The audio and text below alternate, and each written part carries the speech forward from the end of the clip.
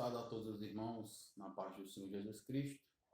É um privilégio trazer a palavra para os irmãos nesta hora. E desde já eu quero agradecer ao nosso pastor por essa rica oportunidade. E espero em breve estar com os irmãos reunidos no templo para juntos adorarmos, exaltarmos este Deus tão grande e tão maravilhoso que tem sustentado a minha vida, que tem sustentado a sua vida nesses dias tão difíceis, nesses dias de luta. A palavra que eu irei trazer hoje é uma palavra muito conhecida. Ela se encontra no Evangelho de Marcos, no capítulo 4, no versículo 35 ao versículo de número 41.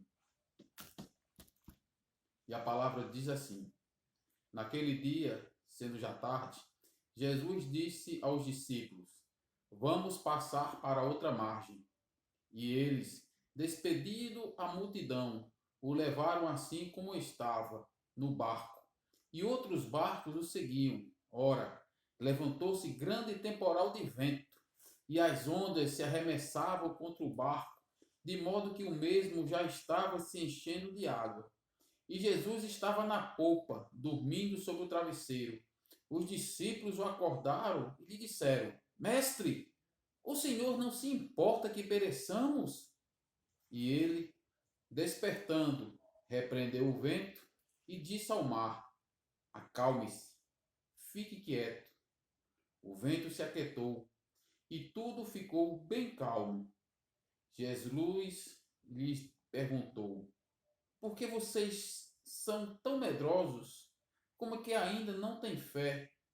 E eles, possuídos de grande temor, diziam uns aos outros: Quem é este que até o vento e o mar lhe obedecem? Ora, irmãos, a palavra diz que naquele dia, sendo já tarde, qual dia? No capítulo 4, no versículo 1, a palavra diz que Jesus estava à beira do mar, pregando, e uma grande multidão estava com ele, ao ponto que ele entrou para um barco, para dali ele ensinar a multidão. E Jesus veio dando vários ensinamentos. Jesus falou sobre as parábolas, sobre a parábola do grão de mostarda, a parábola da semente, e ele explicou a seus discípulos cada um dos significados desta palavra. E ele passou o dia inteiro ensinando as pessoas sobre o reino de Deus. E naquele dia, sendo já tarde, Jesus disse aos seus discípulos: Vamos passar para outra margem. Qual era a outra margem que Jesus ia? Ora, Jesus iria passar o mar da Galileia para atravessar para Gadara, onde lá ele iria libertar aquele homem que estava endemoniado por uma legião de demônios, ou seja, o endemoniado de Gadareno. Jesus tinha uma missão do outro lado. E Jesus diz aos seus discípulos, ao término da pregação daquele dia: Olhe, é necessário que nós passemos para outra margem. E eles ali despedem a multidão e entram num barco. E a palavra vai dizer que levantou-se grande temporal de vento. Como nós sabemos, o mar da Galileia, ele não é um mar, ele é um lago. Ele tem aproximadamente 21 quilômetros de comprimento por 14 de largura. E ele é cercado pelos seus três lados por montanhas. E essas montanhas elas têm aproximadamente 300 metros de altura. Mas por trás dessas montanhas existe o Monte Hermon. E o Monte Hermon ele tem uma altitude de 2.700 metros de altura. E ele sempre está coberto de neve, praticamente durante todo o ano. E em algumas épocas do ano, aquele vento gelado ele desce do Monte Hermon e ele se encontra com o ar quente do mar da Galileia. E este encontro causa tempestades. E a palavra aqui está dizendo que era uma tempestade de vento, que levantou-se uma grande tempestade. Ora, irmãos, os discípulos experientes, homens experientes, eles já haviam passado diversas situações. Mas nós vemos nesta situação aqui que eles praticamente entram em desespero. Eles estão ali, eles têm uma missão que era passar para o outro lado. Mas a palavra diz que eles são subitamente pegos por essa tempestade. assim somos nós em nossas vidas. Se nós repararmos como o mundo está hoje numa grande tempestade, irmãos. Há meses atrás, os homens faziam um plano do crescimento econômico, as nações faziam planos para as Olimpíadas. Nós tínhamos os nossos planos em nossas vidas, pessoas tinham planos de casar, pessoas tinham plano nas suas férias, irem passear, irem conhecer os lugares do mundo, pessoas tinham planos na faculdade, muitos ingressaram na faculdade agora com sonhos de estudar, mas o que nós vemos foi que, de repente, esta tempestade chegou na minha e na sua vida. Essa tempestade, ela veio avassaladora. Porque, irmãos, pensemos juntos, sejamos sinceros, nós não esperávamos por isso. O mundo possivelmente não esperávamos por isso. O mundo está preso. O mundo ele está vivendo praticamente um caos. As pessoas estão isoladas, as pessoas estão ficando desempregadas. Muitas pessoas, elas não veem mais saídas em suas vidas. A tempestade chegou na minha e na sua vida. Ela chegou de repente.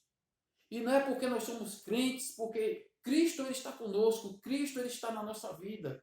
Mas o fato de Cristo estar no barco, o fato de Cristo estar na minha e na sua vida, não nos isenta de enfrentarmos tempestade. Não nos isenta de passarmos pelas lutas. Não nos isenta, irmãos, dos males desta vida. Não é o fato de Cristo estar no nosso barco. Não é o fato de Cristo estar na minha e na sua vida que nós não teremos aflições, que a tempestade não irá nos alcançar.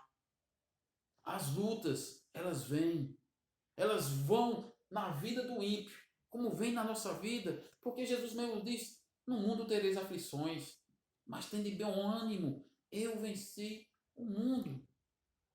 Irmãos, estamos vivendo dias difíceis, dias tempestuosos.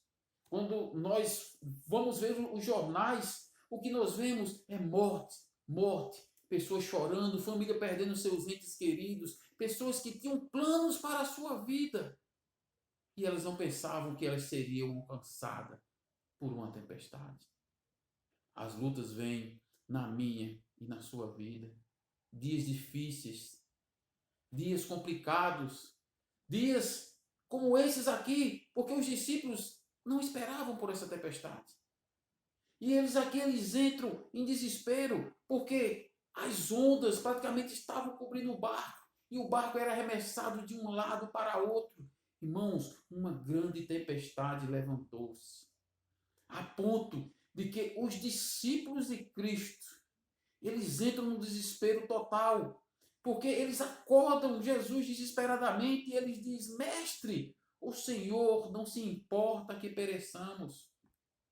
Muitas vezes, eu e você, quando a tempestade nos alcança, muitas vezes parece que Jesus está dormindo em nossas vidas.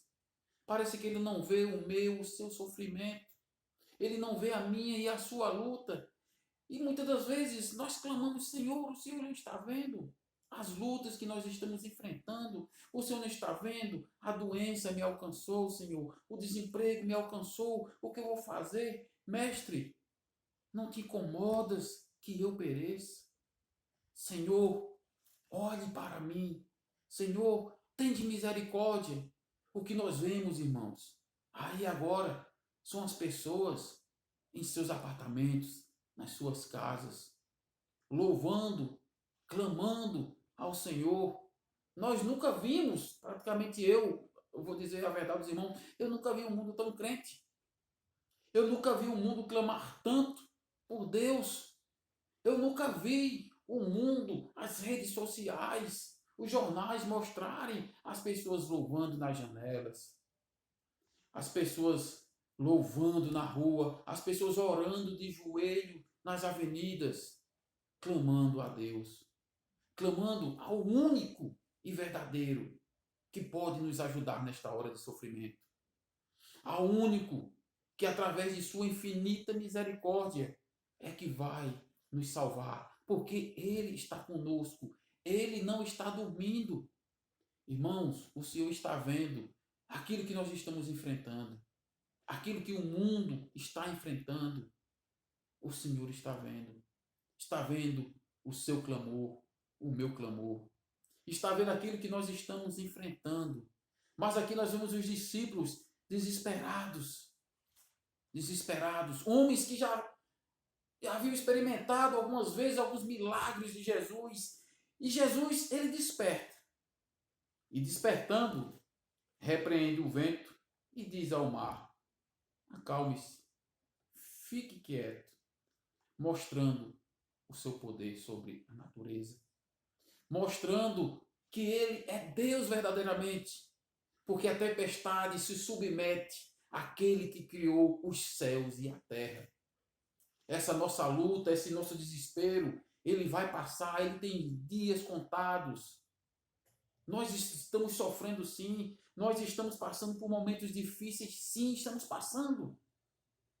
Mas vai chegar um momento que isto irá cessar. Chegará um momento que essa tempestade, ela vai se acalmar. Chegará momentos, irmãos, que nós iremos olhar, iremos ver a mão poderosa do Senhor em nossas vidas. E Jesus dá uma bronca e diz: por que vocês são tão medrosos? Como é que ainda não têm fé? Eles já haviam visto Jesus curar leprosos. Eles já haviam visto Jesus fazer muitas curas, muitos milagres. E ele pergunta: por que ainda? Vocês ainda não creem em mim? Vocês ainda duvidam do que eu posso fazer? Vocês ainda acham que eu não tenho poder sobre a natureza? Vocês não acham que eu tenho poder para salvar vocês? Por que vocês ainda são assim tão medrosos? Porque nós ainda somos tão tímidos. Porque nós ainda, quando a tempestade muitas das vezes chega em nossas vidas, nós dizemos: Senhor, é o fim. Eu não vejo saída. Eu não vejo escapatória. Muitas das vezes, quando nós temos um ente querido no hospital, quando nós temos alguém doente, que alguém chega para nós e diz: olhe, só Deus, está na mão de Deus. Muitas das vezes as pessoas entram em desespero. Ai, meu Deus. Irmãos, está na melhor mão, que é a mão de Deus. É a mão daquele que nos criou. É a mão daquele que tem poder sobre o universo. É a mão daquele que fez todas as coisas e que é poderoso para ajudar a mim e a você. O salmista diz que embora eu ande no vale da sombra da morte, eu não temerei mal algum, porque tu estás comigo. Irmãos, é uma promessa do Senhor de estar conosco. E os discípulos, atônitos com tudo o que aconteceu, fazem um questionamento. Quem é este que até o vento e o mar lhe obedecem? Quem é este? Irmãos, eu e você, que fomos salvos pela graça do Senhor Jesus. Essa pergunta não é para nós fazermos quem é este, porque nós sabemos que Ele é o Deus poderoso, Criador de todas as coisas. Mas que essa seja a pergunta do mundo, das pessoas que não conhecem. Quem é este que eles estão clamando? Quem é este que os crentes estão buscando? Quem é esse que essas pessoas estão fazendo oração? Quem é este Jesus a quem esses crentes estão clamando? Mas que eu e você, nesse momento de luta, nessa tempestade que estamos passando, possamos dizer a essas pessoas, possamos dizer ao mundo: este é aquele Jesus que nasceu por mim, por você, que ele veio ao mundo para morrer pelos meus pecados, pelos seus pecados, por uma dívida que nós não conseguiremos pagar. Este é aquele Cristo, Criador dos céus e da terra, o único Deus a quem nós podemos clamar, ao único Deus que pode resolver os nossos problemas, porque Ele é único, Ele é verdadeiro. Ele não é um Deus de madeira, Ele não é um Deus de pedra, Ele não é um Deus filosófico. Ele é o Senhor dos senhores, Ele é o Rei dos reis. Que nós, como crentes em Cristo Jesus, não venhamos a fazer esta pergunta aqui no final do versículo 41. Quem é este? As tempestades da vida são pedagógicas. Porque Logo em seguida, os discípulos também passam por outra tempestade. A tempestade que Cristo anda sobre as águas. Mas, diferente dessa, quando Cristo sobe com Pedro para o barco, eles vão dizer, verdadeiramente, tu és o Filho de Deus. Eles, ali, naquela segunda tempestade, eles reconhecem o poder do Senhor. E eu e você sabemos em quem temos crido. Sabemos que esta tempestade, que tudo está acontecendo, está nas mãos do nosso Deus. E que Ele é poderoso para nos salvar. Que Ele é poderoso para libertar a mim e a você deste vale de lágrimas. Que o Senhor, irmãos, abençoe a cada um. E que você tenha certeza que nesta tempestade, seu barco não vai afundar, meu barco não vai afundar, porque Cristo é o capitão de nossas vidas. Que o Senhor os abençoe